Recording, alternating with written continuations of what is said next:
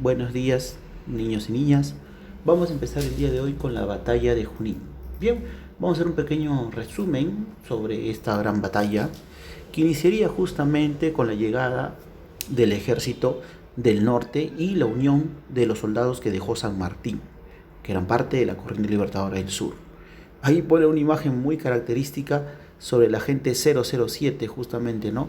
A Simón Bolívar, como haciendo una especie de comparación, ¿no? La estrategia de este gran líder militar fue importante y las dos campañas, Junín y Ayacucho, súper exitosas, lograrían la independencia de nuestro país como gran resultado.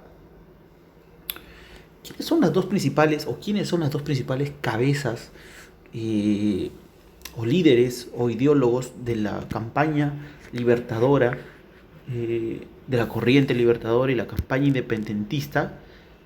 Es el señor Simón Bolívar, con su corriente libertadora del norte, y va a enfrentarse al gran don José Canterac, el teniente general del ejército español. Estos dos rivales tendrían aproximadamente más de una batalla, ya que la segunda sería ya no con Bolívar, sino con su mano derecha Sucre. Bolívar tenía un ejército solamente de 8.000 hombres, pero los españoles, que se habían retirado de Lima en ese entonces, estaban preparándose para estas últimas batallas en la sierra. Ellos prácticamente duplicaban a más la cantidad, eran 18.000, que estaban ubicados en el Valle del Mantaro y en el Alto Perú, que actualmente es Bolivia. Para esto, justamente, ¿no? Bolívar, el 6 de agosto, ganaría en la batalla de Junín con el famoso encuentro feroz, ya que no se oyó ningún disparo. Bolívar acordó con Canterac que la batalla de Junín iba a ser netamente a punta de sable, a espada limpia, a daga y bayoneta, sablazos, lanzas, como decían ellos los llaneros venezolanos. ¿Quiere decir, profesor, que no hubo uso de fuego? No. Se acordó que la batalla iba a ser netamente a punta de espada. Esta imagen que tenemos con el polvorín, ¿no? Netamente alrededor, en realidad es el campo o es el polvo que se hizo de los caballos y la caballería. Aquí van a sobresalir unos grandes héroes que hasta ahora existen como brigada o grupo de batalla, que son los húsares de Junín. ¿Por qué, profesor? Bolívar se daba cuenta que con 8.000 hombres iba a ser casi imposible ganar. Así que acordó y pactó que la batalla iba a ser a punta de espada. Los españoles, confiados, aceptaron. Así, los famosos llaneros venezolanos, que también ya habían peleado en lo que eran los Andes del Perú, fueron rápidos y violentos con mucha acción. Aquí participó la caballería de los húsares de Junín. Además, no olvidemos que también tenían la experiencia del ejército de San Martín. Ambos ejércitos se encontraron en las llanuras del Junín, al noroeste del valle de Jauja, y la batalla duró aproximadamente una hora. Fue el combate cuerpo a tú, donde murieron 250 españoles y 150 independentistas o insurgentes. La victoria fue netamente del ejército independentista, del ejército de Bolívar. Se puede atribuir justamente, ¿no?, la gran victoria a la estrategia del batallón húsar de Junín al mando de su almirante Andrés Rázuri. En esta imagen que tenemos aquí, en este cuadro de Antonio Herrera de Toro, que es un óleo que está en la ciudad de Caracas, simboliza justamente cómo los húsares llegaron por la parte posterior para sorprender al ejército realista. Junín fue una batalla muy importante, la primera de las dos que hubo de la independencia del Perú, donde prevaleció o donde mandó o donde mermó o donde mandó o donde fue muy importante, en palabras sencillas, la destreza de la espada, la agilidad de los llaneros venezolanos y la utilización de las lanzas como una especie de flecha que se lanza con el brazo. Bolívar fue el más aguerrido de sus hombres, incluso comenzó a pelear con sus filosas espadas para batir a más de un enemigo. Luego de esta batalla caería mal y la de Ayacucho ya no sería parte del encuentro. El 6 de agosto se da esta gran batalla. Bolívar gana la batalla de Junín. El encuentro fue feroz y sin ningún disparo. sables, bayonetas y lanzas.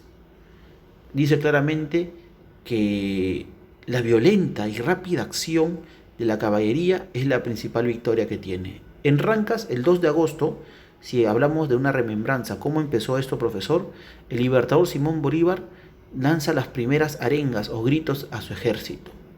Soldados, vais a completar la obra más grande que el cielo ha encarnado a los hombres, el de salvar al mundo entero de la esclavitud.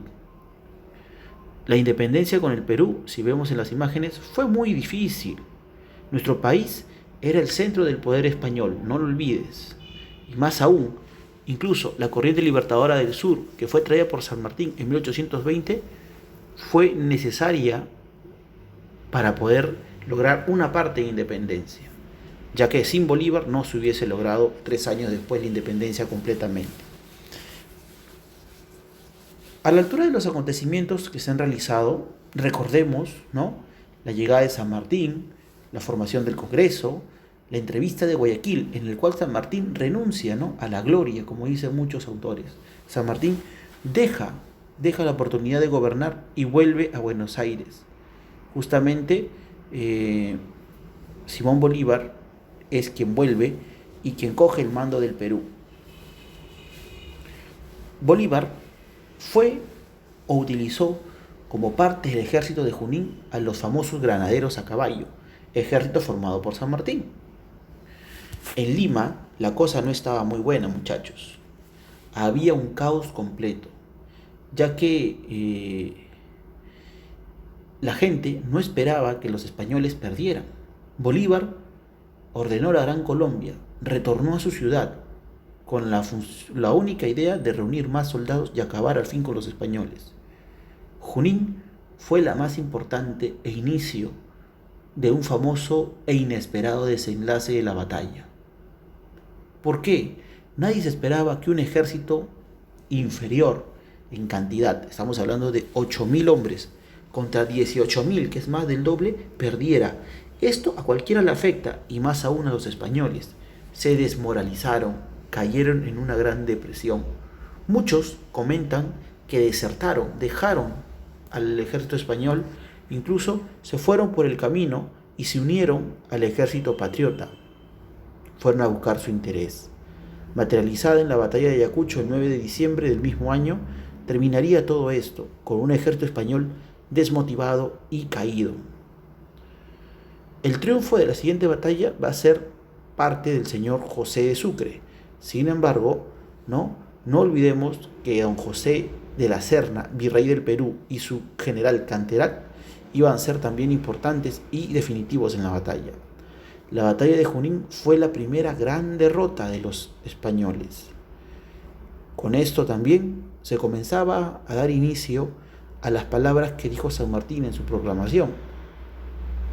Viva la patria, viva la libertad, viva el Perú. De este momento el Perú es libre e independiente. Y así fue. Comenzaban a perder los españoles. La independencia de los individuos depende de la grandeza de sus pueblos. Es la frase que pone el historiador José Martí. Y lo vamos a ver en el escudo del Perú y la placa que está en el monumento de la batalla de Junín, justamente en la ciudad de Jauja. Aquí claramente dice, ¿no?, la grandeza depende de cada pueblo y la independencia de ellos. El ejército, recuerda, de San Martín era un ejército formado por chilenos y argentinos, pero también peruanos, al igual que el ejército del norte. Recuerda, 6 de agosto de 1824, en las Pampas de Junín se da justamente la batalla, por eso que tiene ese nombre. Entre la caballería compuesta más o menos de 1.300 jinetes, comandada por Canterac, la caballería del Perú y los húsares del Perú, como se les conocían, solo tenían 900 soldados. 900 contra 1.300. Igual, Mariano Necochea, quien manejaba el general de la famosa batalla, a punta de espada fue con sable a pelear. La victoria se veía sí o sí que iba a ser de los españoles, pero el regimiento húsares del Perú o húsares de Junín atacaron por la parte de atrás. Nadie se esperaba que una caballería iba a llegar por la parte de atrás. Desorientaron al enemigo. La derrota que se veía de parte de los patriotas se convirtió en la Gran Victoria. Desde ese entonces, los húsares del Perú se llamaron los húsares de Junín, por recuerdo a su gran y valerosa trabajo en la batalla. Entonces, no olvidemos, la batalla fue entre don José de Canterac, teniente general, contra Simón Bolívar en Junín. La siguiente que vamos a ver la próxima semana en Ayacucho va a ser Sucre, mano derecha de Bolívar, contra el virrey La Serna, quien lamentablemente sería tomado preso, y la capitulación o el tratado de paz que van a firmar después, que es la capitulación de Ayacucho, la va a firmar justamente el general Canterac. Bien, eso ha sido todo por el día de hoy. Nos vemos en el Zoom, donde repasaremos mejor sobre esta importante batalla. Cuídate, ten un buen día. Chao.